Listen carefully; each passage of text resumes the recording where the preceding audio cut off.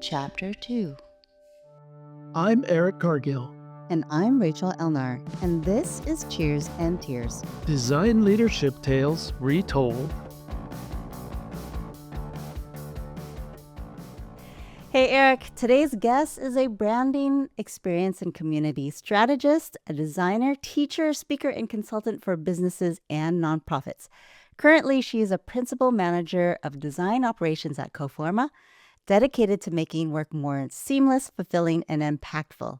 And since 2001, she's led projects and programs from briefing to launch and beyond, ensuring not just great outcomes, but also the growth and well-being of teams she supports.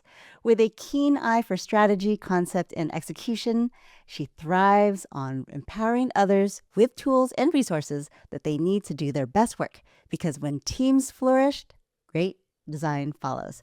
Let's welcome Frances Yllana. Hello. Hi. Hello, Frances. It's been a while. Yeah, it has been. It's been a while.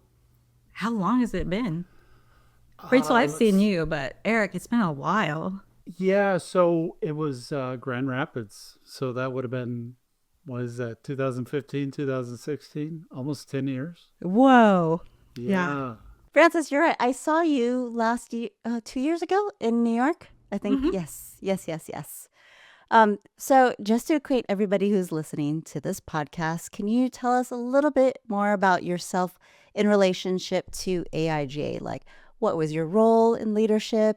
What chapter? How you got into AIGA?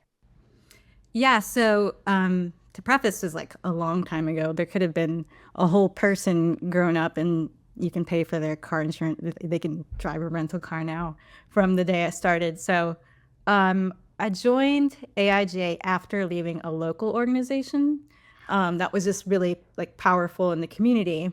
And AIGA Dallas-Fort Worth wasn't super, it wasn't attended a lot, but they only had like 1 or 2 events a year.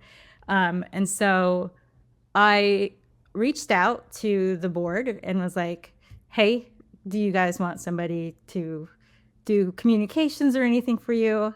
And they're like, yeah, we actually do need that. So I became their communications director. And so that was one of the ways that I pretty much, I think, became relevant, was because I had to type all the things and everything. And so I managed all the social and yeah, basically all the social. And then in the same year, one of the president rolled off. And so vice president seat was open. So I jumped into the VP seat and still did communications because we were small. Dallas was, I think, that point, maybe a board was like 5 people and we had membership of like maybe 70. And in that first year, me and Gus Granger, he was the president, helped kind of build up the chapter a bit more. So we went from like 2 events a year to maybe 2 events a month, and we grew the board. Wow. And we went from, I think maybe like I said earlier, 70 to like 150 members. Because one of the things that we did as strategy was the other organization offered one thing, and we made sure not to cross over. They would bring a speaker in every month from outside of Dallas, and we would bring the speakers up from Dallas. So people who should be in front and who could inspire people like in person. And so that's the type of programming that we had. And then it wasn't the first year, but the next year I was brought to the retreat, and then it's all uphill and kind of not clear, but fuzzy in some areas. But like, it's just been the best decision that I ever made in my 20s. Because it didn't just open you to all the leadership, right? It made you feel like you could be like one of them. And so you're like starry, like, oh my gosh, there's, this person and this person. And then they just like, hey, Frances. I'm like, oh my God, they know my name. And it's just so cheesy. Like whenever that first year, I was just like, I was like, this person's in it. I think Matt Munoz was one of those that was like, he knows who I am. And so it was just kind of really awesome to have that community around you. And you had people to compare yourself to that are outside of your community. So you're seeing, I love Dallas design, but you're seeing more things than you see in your local community. So I was seeing and meeting people who, just by some of the things that they were doing and some of the leadership stuff at their leadership retreats, like made me into the director, manager person that I had today, because I was getting leadership training at each one of those retreats. And so was president, I ended up being president. And then after that, I joined, I went to the rally. So I was trying to think the years. It was all one chunk, so there wasn't any gaps. Then I joined Design for Democracy, and and I was brought on with Jen and worked with Karen. And so we worked on a project together, and then ended up being co-chair Design for Democracy. And then they had the PPC role open, and I was like, just throw my name in there, and I got it. And so I was like, okay. And then went from PPC during COVID and George Floyd was whenever I was PPC.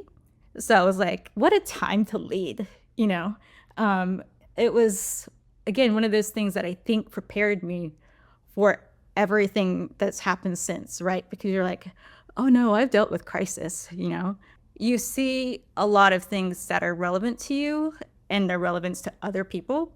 And so you have like a better view, right? So I heard all the voices within AIGA, and they kind of represented what was happening in the country, right?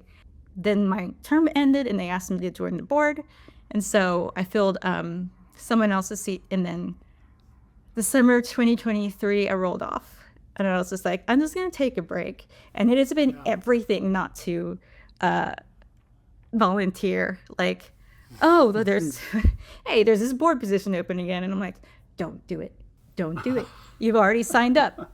You already have another project right now. I just really miss those conversations, and like it was 2011 to 2023. So that's like 10 or 11 years. And it's all come full circle. Sometimes like there'll be things that I learned at the beginning or aspirations I had at that time in my life that I'm like, oh, I did it. And it's just this beautiful ecosystem, really, that makes designers better designers and also better people. A quick question, what is PPC? Oh, President's Council Chair. You start as IPCC, so Incoming President's Council Chair. You serve one term as incoming, and you serve that with the current President's Council Chair. When it was started, it was you are going to pretty much manage communications and encourage the presidents. And by the time I got into the PCC seat, like it was everybody. There's just things that the presidents have to do, and they also need to be able to like talk to each other and like talk about what the common problems were and the things that just kind of having a cohort of folks that are doing the same thing as you but different. It's such an honor to be in that seat because you're like, you do get all the complaints, you get the side conversations like, hey, I need your advice on a thing, but you also just get to know people better and really get to communicate with them and see all the different goals that the chapters have. Like, it's just amazing. So Frances, I don't know if you remember this. It was several years ago, and I was actually on an assignment for my previous job, and I was down in Salt Lake City, and I got a random call from a recruiter, and I don't remember what company it was, but you worked for them and you recommended me for a position. And, you talked earlier about, oh, wow, they know who I am. And I know we had met over the years, but it touched me in the fact that you recommended me for a position and I didn't think you knew who I was. Oh. And anyway, nothing ever came of it, but it was a good conversation with the recruiter, and I really appreciate that you did that. So thank you. You're welcome. back to the agenda at hand here. When was your first leadership retreat, and where was it? Philadelphia, and I think that was like 2012, maybe. It's all fuzzy, but I remember Philadelphia. What do you remember about it? Oh, I need to send you guys a picture of this when I found it. At that point, I hadn't been in front of a lot of like people like, hi, I'm the president of AIGA, and I was still incoming at that point. And so I was really shy. And there's like, again, like all these amazing people. And for some reason I was like, I'm going to ask, there's a conversation, and I always take a conversation too far. So like, there's a conversation about like, are you a hugger? And there's a couple people on the AIGA board that are like full huggers, right? They will go, big bear embrace. And there are definitely some people who are like side hug. And I was like, I brought one of the like field notes books that we got on our bag. And I went to like, I think the last party and was like, hey, are you a hugger or not? And I basically asked everybody I had the balls to go up to and ask, hey, random stranger, we're looking at a survey of like what percentage of AIGA leadership are huggers or not huggers. And I found that book. And so I have like people's lists on there and their handwriting. And I've kept it because I'm a hoarder of cool things. So basically all the AIGA stuff, I have it. Alicia's on there. And at that point, I didn't know how to say her last name. And now she's like one of my best friends. She's at my wedding. And I just looked, I was like, oh, that's when we met, and then like Brian Singer's in there. Like there's so many folks in there that I introduced myself to that probably are like, that's when I met you. But they still like remember me now because I've been interfaced so many times with other things. But that was what I did in Philadelphia. That's why I really remember it. So I remember you at a retreat where you were walking around with an inflated banana. Is that correct? Yes. Frances? Where was that? We had a president's, like a chapter president's panel. And I know it was like Gage and Nick, a couple of, and me and maybe Brendan. We were in president's, like it was a panel where we just talked about being presidents. And before Miranda from Atlanta, I think, we basically were talking about, what are the struggles, kind of what are the things. I can't remember. I think that was Grand Rapids. I'm not sure, but Gage brought props. Gage and Nick brought props, and one was an inflatable banana, and we're like joking around with it at the bottom. And I was like, let me take this. Because that's one of the things that happened at a lot of the retreats is like, I would find a thing and carry it around and try to give it to somebody. And so I gave it to Atlanta. And I know they had one picture of it in one of their board pictures, but it's gone. I don't know where it is. But yeah, I was carrying around an inflatable banana. So that's how I remember you, is you were going around asking people to sign your banana. And I was like, who is this girl? No, I'm actually wrong. Philadelphia was not the first one. Salt Lake City was the first one. That was a real fun one. The first time I saw like a giant pyramid, and me and Whitney, who was on the Dallas board, we stayed in a hotel like down the street because I think it was like this grand hotel was where the Salt Lake City hotel was. And we're just like, we can't do this. And that was also, I don't know if I should say that. That was a year that I took a door off of a hotel room bathroom. No, that's a different year. I took the sink apart. Sorry. No, that's okay. We heard about the sink. We've been hearing about the sink. Can you tell us about the sink? Can you tell us how that played out? What happened was, it was the last night, and I think it was the after party, like the after party where you have 50 or so folks in a bedroom, right? And Whitney actually lost her wedding ring because she had needed it to be resized, and so she lost her wedding ring. And so I was like, where's the last time you had it? And she's like, in the bathroom. And I was like, okay, let's go in there. And so I went to the bathroom. We looked everywhere, almost everywhere. And then, so I was like, what, is it in the sink? So I took the sink apart, no tools. I don't know how I did it. And it was Nick's room. Anyway, so it wasn't in there. So it was like, I left the sink apart because I'm a horrible person to meet the first year. But I did find the ring because I was like, we haven't found the ring. So I was like, maybe you threw a tissue away. And so I emptied the trash can and it was in the trash can.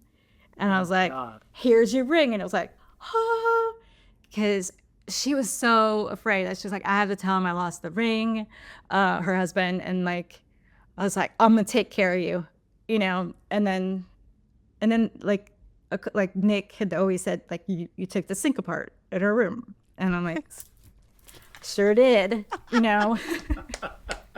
Hopefully people know that I will take things apart for them, as anybody on AIGA team. And so there was a door in Atlanta that somebody like had locked the door. So I helped take it off the hinges so that we could get in. We got it back on the hinges, but like, I don't know where that comes from.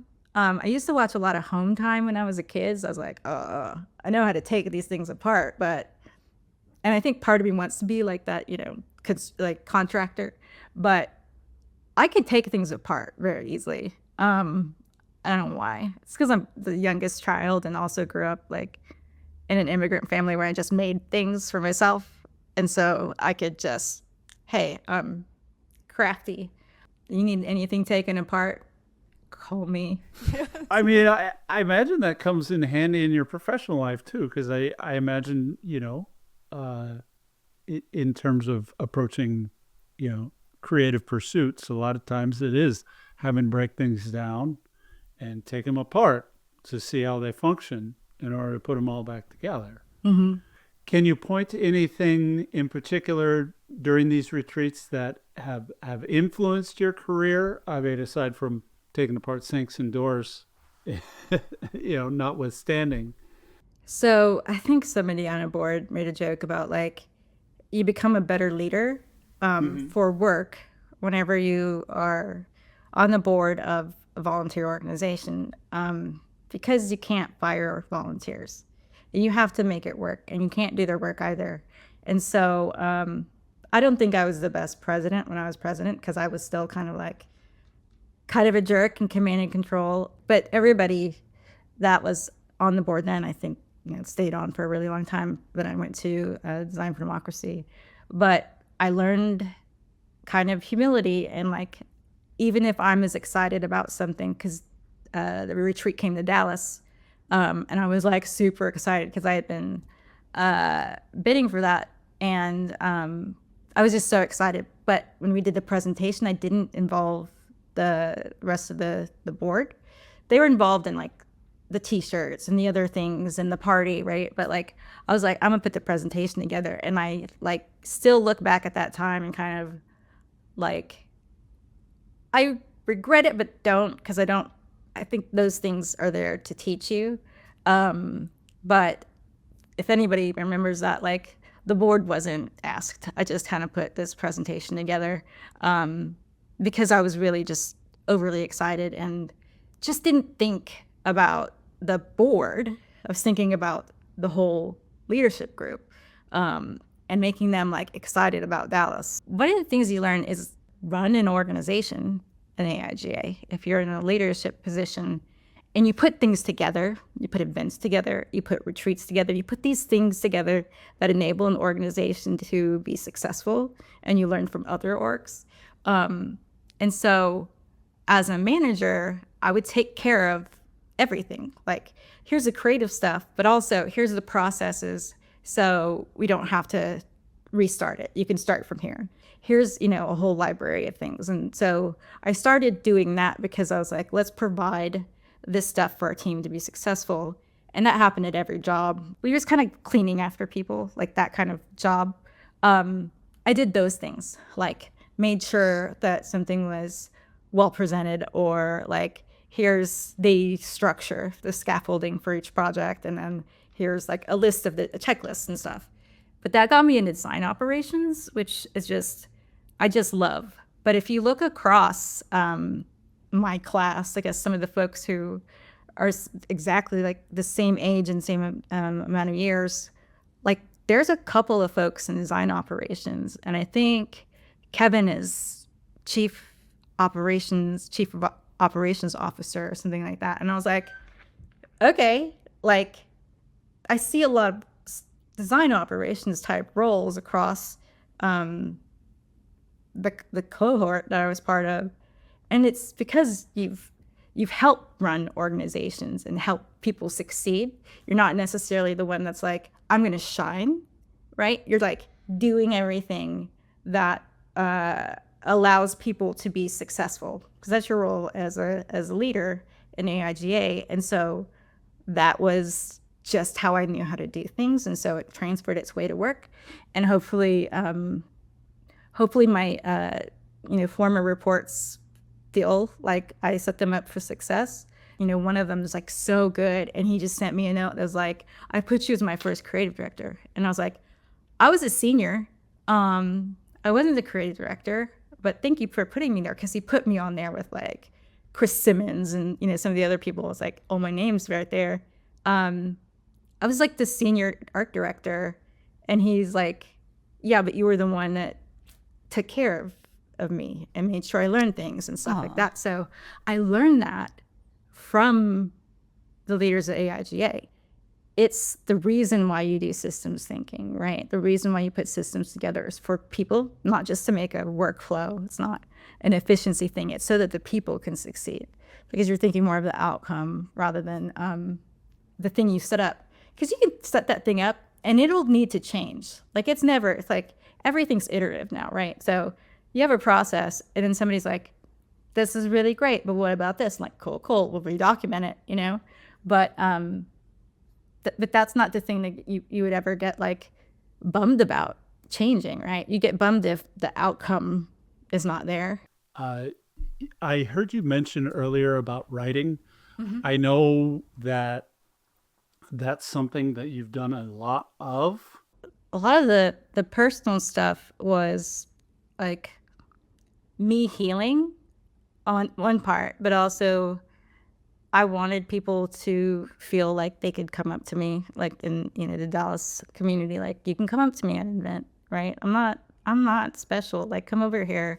So I'd reveal things, but I also was like, if you're feeling something, and you know that there are people out there that care about you, they might be experiencing the same thing too. And it was really just therapeutic to write about some of the things. So right before I joined AIGA, both of my parents had passed separately, but before I turned 30, and then I turned 30 and joined AIGA. So it was like I was the hard worker. I was the person that got things done, and like I had during that grieving period, I was the person that people were like, "You're so strong," But I also drank a lot. So a lot of the, you put the muscle on, right? But you're still not dealing, but you think you're dealing because everybody tells you that you're dealing well. And so I just started saying, like, here's the things that make me proud. This is why I do these things. And the motivation was, no one knows how to say my last name. And I think I've said this on a podcast with Diggy. My last name is Yllana. And everybody, I even pronounced it wrong when I was like 8 years old. And my dad was like pissed. He's like, what'd you say? And I was like, Yllana. And he was like, no, absolutely no. And so he made me sit there and say the name for maybe an hour until I was like 5 in a row. Perfect. And so what I used to say was, when I leave things behind, I want people to be able to say my last name. Some people do. And it's like, and it makes sense. Like, it's a really odd last name. So I'll answer to anything that's related to it. Philadelphia actually took my last name and made a meme. No, Pittsburgh. Yeah, they sent it to me. It's Frances Yllana. So it's like it's me doing this, and then there's a llama. Yeah. Yeah, I'll send that to you too, because I saved that because I was like, I am a meme now. This is amazing. Because they would send it to each other, and I was like, that's very flattering. Like, thank you. I am so sorry I mispronounced your last name, Ileana. Oh, did you? I don't even know anymore. Also, your story is so inspirational, and you're talking about really contributing to things that are outside of work, having your heart in there, doing things for people who are within your AIJ network. Can you tell me a little bit more about Design for Democracy and what that is about? Yeah. So, Design for Democracy was just one of those things that I had always like really looked up to. I was like, that's really cool what they're doing. And when I started volunteering for AIGA, I also was asked to join a pilot leadership program in Dallas. And so it was like 9 months, and you went and you met like there's one full day of like going to a different organization, like to learn about that part of Dallas. So one was at the prison, one was at like yeah, I didn't go to that one. But like you got to see health, you got to see the architecture, like here's what city planners do, and like you had these conversations and you kind of knew what was coming before, and so I started getting really involved in the civic aspect of Dallas, so not just design.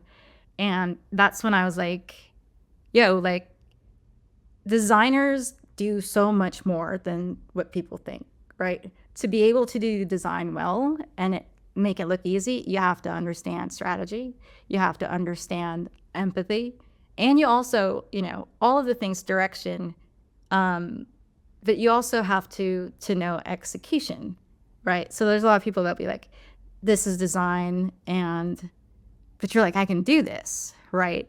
And so if you put those people within a civic serving organization, like you're just going to benefit not just that organization, but also, design, because you're spreading why design is good. So I was really like in between. I had a Dallas necklace.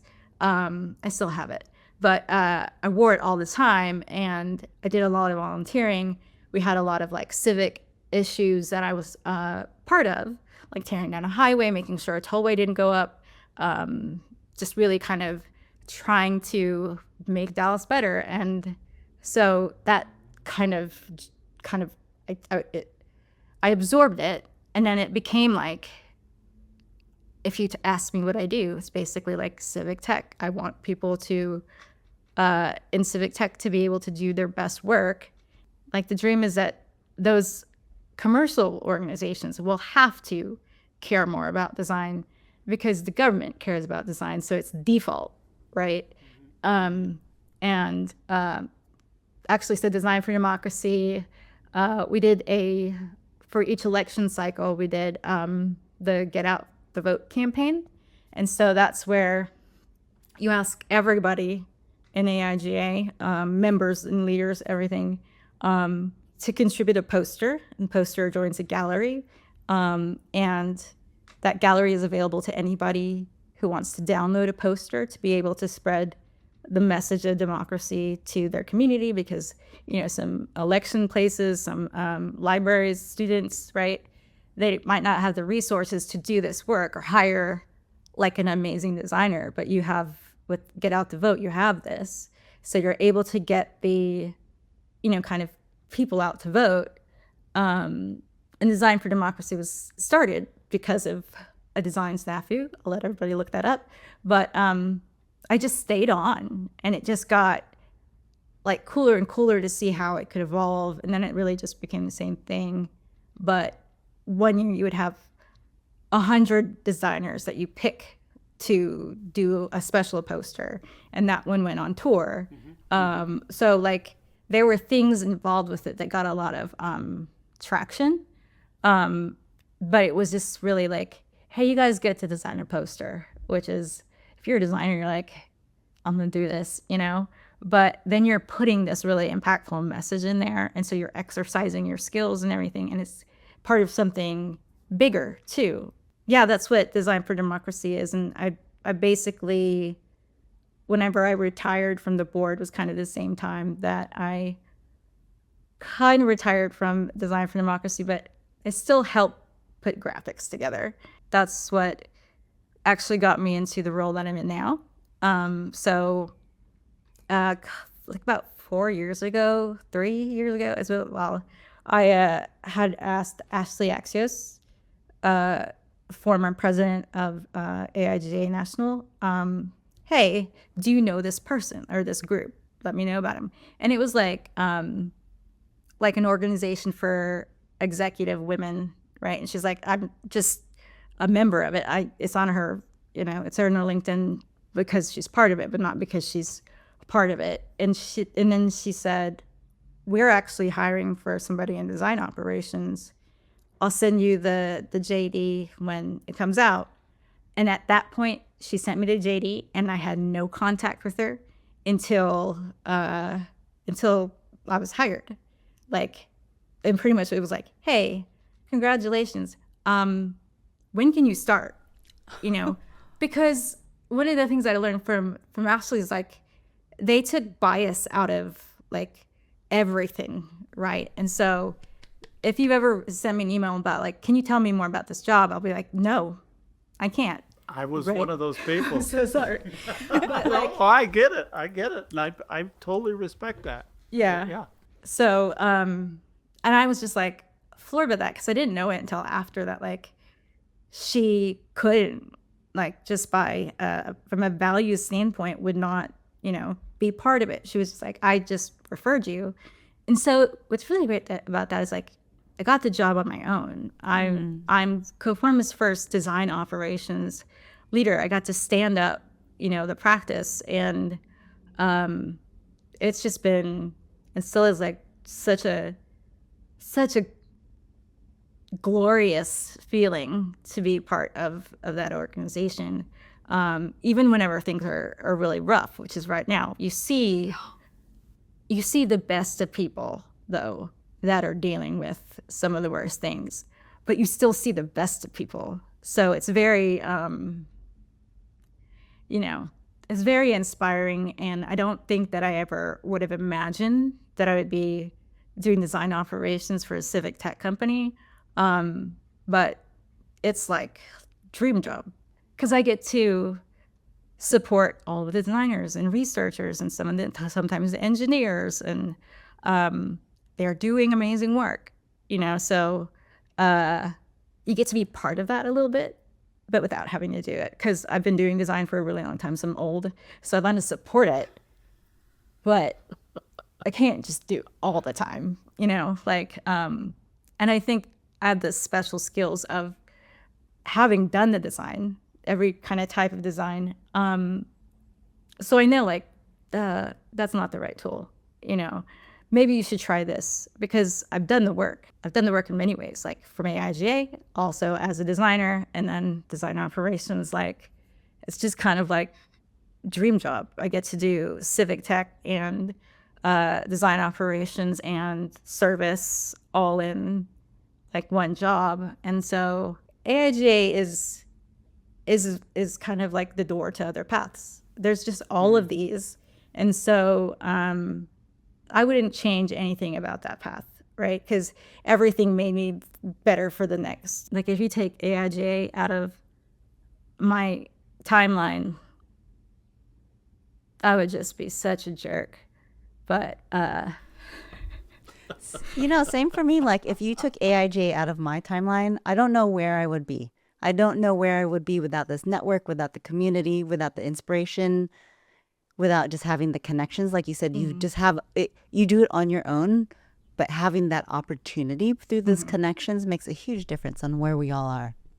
I can sleep on somebody's couch in almost every zip code, at least 70 zip codes. I could get, a floor pallet set up for me, and it kind of was you're not really supposed to do this because of security now that you post on Facebook. I'm going to be in New York in 5 seconds.